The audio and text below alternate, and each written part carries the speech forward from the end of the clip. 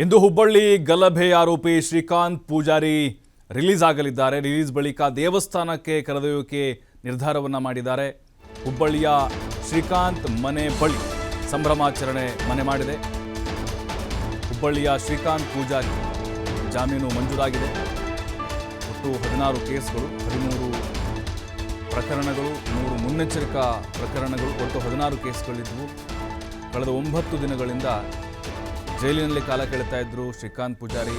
ಒಂದು ಶ್ರೀಕಾಂತ್ ಪೂಜಾರಿ ಅನ್ನೋ ಹೆಸರು ಬರೀ ಹುಬ್ಬಳ್ಳಿ ಅವರ ಒಂದು ಗಲ್ಲಿಲಿ ಗೊತ್ತಿತ್ತು, ಸಂಘಟನೆಯವ್ರಿಗೆ ಗೊತ್ತಿತ್ತು. ಆದರೆ ಇಡೀ ದೇಶಕ್ಕೆ ಗೊತ್ತಾಗೋ ಥರ ಮಾಡಿದ್ದು ಮೊನ್ನೆಯ ಒಂದು ಘಟನೆ ಏನಿತ್ತಲ್ವ.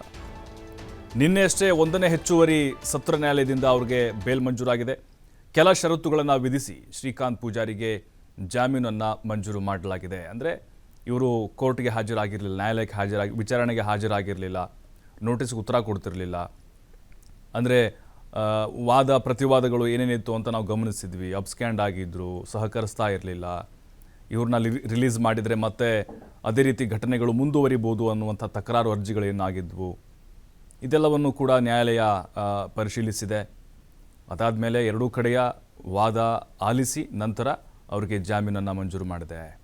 ಜಾಮೀನೇನಾದರೂ ಅವ್ರಿಗೆ ಸಿಗದೇ ಇದ್ದಿದ್ರೆ ಖಂಡಿತವಾಗ್ಲೂ ಮತ್ತೆ ಕರ್ನಾಟಕದಾದ್ಯಂತ BJP ನಾಯಕರು ಹೋರಾಟವನ್ನು ಮಾಡ್ತಾಯಿದ್ರು. ನಾನು ಕರಸೇವಕ, ನನ್ನನ್ನು ಬಂಧಿಸಿ ಅನ್ನುವಂಥ ಅಭಿಯಾನವನ್ನು ಈಗಾಗಲೇ ಶುರು ಮಾಡಿದ್ದಾರೆ. ಬಂಧನ ಆಗಿತ್ತು, ಬಿಡುಗಡೆ ಆಗಲೇಬೇಕು ಅನ್ನುವಂಥ ಒತ್ತಾಯ. ಸರ್ಕಾರಕ್ಕೂ ಕೂಡ ಒಂದು ರೀತಿ ಸವಾಲಾಯ್ತಿದ್ದು, ಹಿಂದೂಗಳನ್ನು ಟಾರ್ಗೆಟ್ ಮಾಡಲಾಗ್ತಿದೆ, ಈ ರೀತಿಯಾದಂಥ ಚಿತ್ರಣಗಳು ರೂಪುಗೊಳ್ತಾ ಹೋಯಿತು. ಸರ್ಕಾರ ಕೂಡ ಎಚ್ಚೆತ್ತುಕೊಳ್ತು. ಬಟ್ ಈಗ ಕಾನೂನಾತ್ಮಕವಾಗಿ ಏನೆಲ್ಲ ಹೋರಾಟಗಳನ್ನು ಮಾಡಬೇಕು ಅದು ಕೂಡ ಮುಂದುವರೆದಿತ್ತು. ಯಾಕಂತ ಹೇಳಿದ್ರೆ 1992 ಡಿಸೆಂಬರ್ 5ರಂದು ಹುಬ್ಬಳ್ಳಿಯಲ್ಲಿ ನಡೆದಂಥ ಒಂದು ಗಲಭೆ, ಆಗ ರಾಮ ಮಂದಿರದ ಒಂದು ಹೋರಾಟ ಕೂಡ ನಡೀತಾ ಇತ್ತು. ಅದರಲ್ಲಿ ಇವರು ಕರಸೇವಕರಾಗಿದ್ದರು ಅನ್ನುವಂಥ ಒಂದು ಕಾರಣಕ್ಕೆ ಈ ಒಂದು ಪ್ರಕರಣ ಇಷ್ಟು ಕಿಚ್ಚನ್ನು ಹೊತ್ತಿಸಲಿಕ್ಕೆ ಕಾರಣ ಆಯಿತು. ಅವತ್ತೇನಾದರೂ ಕೇವಲ ಗಲಭೆ ಅಷ್ಟೇ ನಡೆದಿದ್ರೆ, ಅಥವಾ ಅದರ ಹಿಂದಿನ ದಿನಾನೋ ಅಥವಾ 1 ತಿಂಗಳ ಹಿಂದೆನೇ ಏನಾದರೂ ಈ ಅಯೋಧ್ಯೆ ರಾಮ ಮಂದಿರ ಹೋರಾಟ ನಡೆದೇ ಇದ್ದಿದ್ರೆ ಖಂಡಿತವಾಗಲೂ ಇಷ್ಟು ದೊಡ್ಡ ಮಟ್ಟದ ಸದ್ದು ಆಗ್ತೇ ಇರಲಿಲ್ಲ. ಲೋಕಸಭೆ ಚುನಾವಣೆ ಕೂಡ ಹತ್ತಿರ ಬರ್ತಿದೆ ಅಲ್ವಾ. ಹಾಗಾಗಿ ಎರಡೂ ರಾಜಕೀಯ ಪಕ್ಷಗಳು ಕೂಡ ತಮ್ಮ ಮೂಗಿನ ನೀರಕ್ಕೆ ಎಲ್ಲವನ್ನು ಕೂಡ ಬಳಸಿಕೊಳ್ತಾ ಇದ್ದಾವೆ. ಅದು ಬಹಳ ಕ್ಲಿಯರಾಗಿ ಗೊತ್ತಾಗ್ತಾ ಇದೆ. ಯಾಕಂದರೆ ಶ್ರೀಕಾಂತ್ ಪೂಜಾರಿ ಬಂಧನ ಆಗೋದಕ್ಕಿಂತ ಮುಂಚೆ ಅವ್ರ ಬಗ್ಗೆ ಯಾರಾದರೂ ಒಬ್ಬರಾದರೂ ಮಾತಾಡಿದ್ರ ಕರಸೇವಕರ ವಿಚಾರವಾಗಿ? ಅವರ ಅರೆಸ್ಟ್ ಆಗ್ತಾ ಇದ್ದಂತೆ ಪರ ವಿರೋಧದ ಚರ್ಚೆಗಳು ಕೂಡ ಶುರುವಾಯಿತು. ಅದಾದಮೇಲೆ ಕಾಂಗ್ರೆಸ್ ನಾಯಕರ ಸಮರ್ಥನೆಗಳು. ಶ್ರೀಕಾಂತ್ ಪ್ರಕರಣವನ್ನು ಜೀವಂತ ಇಡ್ತಾವ ರಾಜಕೀಯ ಪಕ್ಷಗಳು? ಖಂಡಿತವಾಗ್ಲೂ ಜೀವಂತ ಇಡ್ತಾವೆ. ಯಾಕಂದರೆ ಬೇಳೆಯನ್ನು ಬೇಯಿಸ್ಕೊಳ್ಬೇಕು, ಲಾಭ ಮಾಡಿಕೊಳ್ಬೇಕು.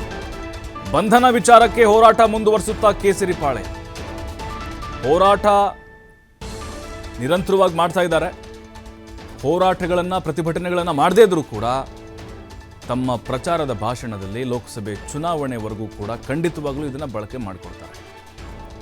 BJP ಹೋರಾಟದ ವಿರುದ್ಧ ದೂರು ದಾಖಲು ಮಾಡಿದೆ ಕಾಂಗ್ರೆಸ್. ಈಗ ಲೋಕಸಭೆ ಚುನಾವಣೆಗೆ ಇದನ್ನೇ ದಾಳ ಮಾಡಿಕೊಳ್ತಾವ ಪಕ್ಷಗಳು. ಇವರು BJP ಅವರು ಏನು ಮಾಡ್ತಾರೆ? ಶ್ರೀಕಾಂತ್ ಪೂಜಾರಿ ಕರಸೇವಕ, ಹಿಂದೂಗಳನ್ನು ಟಾರ್ಗೆಟ್ ಮಾಡಿದ್ದಾರೆ, ಹಿಂದೂ ವಿರೋಧಿ ಸರ್ಕಾರ, ದತ್ತಪೀಠ ಆಯ್ತು. ಆಮೇಲೆ ಅದಾದಮೇಲೆ ಹಂತ ಹಂತವಾಗಿ ಟಾರ್ಗೆಟ್ ಮಾಡ್ತಿದ್ದಾರೆ ಅಂತೇಳಿ ಅವರು ಭಾವನಾತ್ಮಕವಾದಂಥ ಅಸ್ತ್ರವನ್ನು ಇಲ್ಲಿ ಪ್ರಯೋಗ ಮಾಡ್ತಾ ಹೋಗ್ತಾರೆ. ಅಂದರೆ ಧಾರ್ಮಿಕವಾದಂಥ, ಭಾವನಾತ್ಮಕವಾದಂಥ ಒಂದು ಅಸ್ತ್ರ. ಇವತ್ತು ಹುಬ್ಬಳ್ಳಿಗೆ ಕೇಂದ್ರ ಸಚಿವ ಪ್ರಹ್ಲಾದ್ ಜೋಶಿ ಕೂಡ ಭೇಟಿ ಕೊಡ್ತಾರೆ. ಭಾರಿ ಕುತೂಹಲ ಮೂಡಿಸಿದೆ ರಾಜಕೀಯ ನಾಯಕರ ವಿಸಿಟ್. ಯಾಕಂದರೆ ಈ ಶ್ರೀಕಾಂತ್ ಪೂಜಾರಿ ಅವ್ರನ್ನ ದೊಡ್ಡ ರೀತಿಯ ವೆಲ್ಕಮ್ ಮಾಡಲಿಕ್ಕೆ, ಅಂದರೆ ನೋಡಿ, ಅವರು ಯಾವ ಪ್ರಕರಣದ ಆರೋಪಿನೋ ಅಥವಾ ಅವರ ವೈಯಕ್ತಿಕವಾದಂಥ ಕೇಸಸ್ಗಳು ಅಲ್ವಾ, ಅಲ್ಲಿ ಮಟ್ಕ ಬೇರೆ ಬೇರೆ ರೀತಿಯಾದಂಥ ಪ್ರಕರಣಗಳು ಆತನ ಮೇಲಿದ್ವು. ಆದರೆ ಇದು ಯಾವುದನ್ನು ಕೂಡ ಲೆಕ್ಕಕ್ಕೆ ತೆಗೆದುಕೊಳ್ತಾ ಇಲ್ಲ. ಆತ ಒಬ್ಬ ಕರಸೇವಕ, ಆತನನ್ನು ಕಾಂಗ್ರೆಸ್ ಸರ್ಕಾರ ಬಂಧಿಸ್ತು, ಹಿಂದೂ ವಿರೋಧಿ ಅನ್ನುವಂಥದ್ದು ಮಾತ್ರ ಈಗ BJP ಕಾಣಿಸ್ತಾ ಇರೋದು. ಹಾಗಾಗಿ ಜೋಶಿ ಅವರು ಬಂದು ಈಗ ಒಂದು ದೊಡ್ಡ ಮಟ್ಟದ ರಾಜಕೀಯ ಅನುಕೂಲ ಆಗಲಿ ಅನ್ನುವಂಥ ಒಂದು ಉದ್ದೇಶ ಸಹಜವಾಗಿ ಇದ್ದೇ ಇರುತ್ತೆ. ಹಾಗಾಗಿನೇ ಹುಬ್ಬಳ್ಳಿಯಲ್ಲಿ ಕೂಡ ಇವತ್ತು ಸಂಭ್ರಮಾಚರಣೆ ಮನೆ ಮಾಡಿದೆ ಶ್ರೀಕಾಂತ್ ಪೂಜಾರಿ ಮನೆ ಮುಂದೆ. ಮತ್ತಷ್ಟು ಮಾಹಿತಿ ಯಲ್ಲಪ್ಪ ನೀಡ್ತಾರೆ ನೇರ ಸಂಪರ್ಕದಲ್ಲಿ.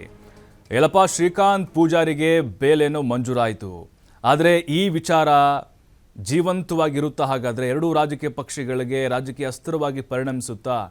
ಪ್ರಚಾರಕ್ಕೆ ಬಳಸಿಕೊಳ್ಳುವಂಥ ಸಾಧ್ಯತೆಗಳಿದಾವ? ಯಾವ ರೀತಿ ರಾಜಕೀಯ ತಿರುವನ್ನು ಪಡೆದುಕೊಳ್ಬೋದು ಮತ್ತು ಪೂಜಾರಿ ಮನೆ ಮುಂದೆ ಸಂಭ್ರಮ ಹೇಗಿದೆ?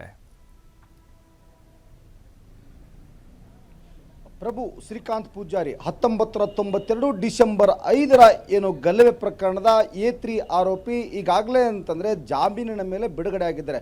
ಅಂದರೆ ಕಳೆದ ಒಂದು ವಾರ, ಕಳೆದ 29ರಂದು ಇಲ್ಲಿದ್ರೆ ಹುಬ್ಬಳ್ಳಿಯ ಶಹರ ಠಾಣೆ ಪೊಲೀಸರು ಈತನ ಬಂಧಿಸ್ತಾರೆ. ಬಂಧಿಸಿದ ನಂತರ ಈ ಒಂದು ಪ್ರಕರಣ ಸಾಕಷ್ಟು ಇಲ್ಲಿಂತಾರೆ ರಾಜಕೀಯ ರೂಪರೇಷೆಗಳು ಪಡೆಯುತ್ತೆ. ಒಂದು ಕಡೆ ಇದನ್ನು ರಾಜ್ಯ ಸರ್ಕಾರ ಸಮರ್ಥಿಸಿಕೊಳ್ಳಲು ಮುಂದಾಗುತ್ತೆ ಮತ್ತು ಈ ಸಂಪುಟಂಗೆ ಶ್ರೀಕಾಂತ್ ಪೂಜಾರಿಯ ಒಂದು ಕ್ರೈಮ್ ಹಿಸ್ಟ್ರಿಯನ್ನು ಬಿಡುಗಡೆ ಮಾಡುತ್ತೆ. ಇದರ ನಡುವೆ ಇದೇ ಒಂದು ಅಸ್ತ್ರವನ್ನಾಗಿ ಇಲ್ಲಿ ಅಂತಾರೆ ಹಿಂದೂ ಕಾರ್ಯಕರ್ತರನ್ನೇ ರಾಜ್ಯ ಸರ್ಕಾರ ಟಾರ್ಗೆಟ್ ಮಾಡಿಕೊಂಡಿದೆ ಅಂತೇಳಿ ಈ ಒಂದು ವಿಷಯವನ್ನು ಇಟ್ಟುಕೊಂಡು ಇಲ್ಲಿ ಅಂದರೆ ಬಿಜೆಪಿ ರಾಜ್ಯದಂತಹ ದೊಡ್ಡ ಮಟ್ಟದಂತಹ ಒಂದು ಪ್ರತಿಭಟನೆ ಮಾಡುತ್ತೆ. ಅಷ್ಟೇ ಅಲ್ಲದೆ ಹುಬ್ಬಳ್ಳಿಯಲ್ಲಿ ಇದೇ ಒಂದು ಶಹರ ಪೊಲೀಸ್ ಠಾಣೆ ಮುಂದುಗಡೆ ಇಲ್ಲಿ ಅಂದರೆ ವಿರೋಧ ಪಕ್ಷದ ನಾಯಕ ಆರ್ ಅಶೋಕ್ ಅವರು ಪ್ರತಿಭಟನೆ ಮಾಡ್ತಾರೆ. ಏನು ಇನ್ಸ್ಪೆಕ್ಟರ್ ಇದ್ದಾರೆ, ಏನು ಇಲ್ಲಿ ಅಂತಂದರೆ ಈ ಶ್ರೀಕಾಂತ್ ಪೂಜಾರಿನ ಯಾರು ಬಂಧಿಸ್ತಾರೆ ಆ ಏನು ಮೊಹಮ್ಮದ್ ರಫೀಕ್ ತಹಸೀಲ್ದಾರ್ ಇನ್ಸ್ಪೆಕ್ಟರ್ನ ಅಮಾನತು ಮಾಡಬೇಕು ಅಂತೇಳಿ ಪಟ್ಟ ನೀಡಿದರೆ ಈ ಸಂಪುಟಕ್ಕೆ ಒಟ್ಟು 3 ದಿನಗಳ ಕಾಲ ಗಡುವನ್ನು ನೀಡಿತ್ತು ಮತ್ತು ಇದೇ 9ರಂದು ಉಗ್ರವಾದಂಥ ಪ್ರತಿಭಟನೆ ಮಾಡ್ತೀವಿ, ಒಂದು ವೇಳೆ ಅಂತಾರೆ ಅವನ ಅಮಾನತು ಮಾಡದೇ ಇದ್ರನ್ನು ಎಚ್ಚರಿಕೆಯನ್ನು ಆರ್ ಅಶೋಕ್ ಅವರು ನೀಡಿದರು. ಇದರ ಬೆನ್ನಲ್ಲೇ ಇಲ್ಲಿ ಅಂತಂದರೆ ಶ್ರೀಕಾಂತ್ ಪೂಜಾರಿನ ಜಾಮೀನಿನ ಮೇಲೆ ಬಿಡುಗಡೆ ಮಾಡಬೇಕು ಅಂತೇಳಿ ನಿರಂತರವಾಗಿ ವಕೀಲರ ತಂಡ ಇಲ್ಲಿ ಅಂತಾರೆ ಸಂಜೀವ್ ಬಡಸ್ಕರ್ ಮತ್ತು ಇಲ್ಲಿ ಅಶೋಕ್ ಕನ್ವೇಕರ್ ಅವರೊಂದು ವಕೀಲರ ತಂಡ 10 ಜನರ ಒಂದು ವಕೀಲರ ತಂಡ ಇಲ್ಲಿ ಅಂದರೆ ನಿರಂತರವಾಗಿ ಕಾರ್ಯಾಚರಣೆ ಮಾಡ್ತು. ಅಷ್ಟೇ ಸಹಿತ ಇದು 31 ವರ್ಷದ ಹಳೆ ಪ್ರಕರಣವಾಗಿರೋದ್ರಿಂದ ಆ ಸಂಪುಟಕ್ಕೆ ಎಲ್ಲ ದಾಖಲೆಗಳನ್ನು ಕಲೆ ಹಾಕುವಂಥ ಕೆಲಸವನ್ನು ಮಾಡ್ತು. ಒಂದು ಕಡೆ ಕೆಲವೊಂದಿಷ್ಟು ವಕೀಲರ ತಂಡ ಧಾರವಾಡದ ಒಂದು ಜಿಲ್ಲಾ ನ್ಯಾಯಾಲಯದಲ್ಲಿ, ಇನ್ನೊಂದು ವಕೀಲರ ತಂಡ ಹುಬ್ಬಳ್ಳಿಯ ಜಿಲ್ಲಾ ನ್ಯಾಯಾಲಯದಲ್ಲಿ ಈ ಸಂಬಂಧಪಟ್ಟಂಗೆ ಎಲ್ಲ ದಾಖಲೆಗಳನ್ನ ಕಲೆ ಹಾಕುವಂಥ ಕೆಲಸವನ್ನು ಮಾಡ್ತು. ಈ ಸಂಬಂಧಪಟ್ಟಂಗೆ ಇಲ್ಲಿ ಅಂದರೆ FIR ಮತ್ತು ಇಲ್ಲಿ ಅಂದರೆ ದೂರುದಾರ ಯಾರು ಕಂಪ್ಲೇಂಟ್ ಕಾಪಿಯನ್ನು ಕೊಟ್ಟಿದ್ರು, ದೂರನ್ನು ಕೊಟ್ಟಿದ್ರು, ಅವೆರಡೂ ಕಾಪಿಯನ್ನು ಇರಲಿಲ್ಲ.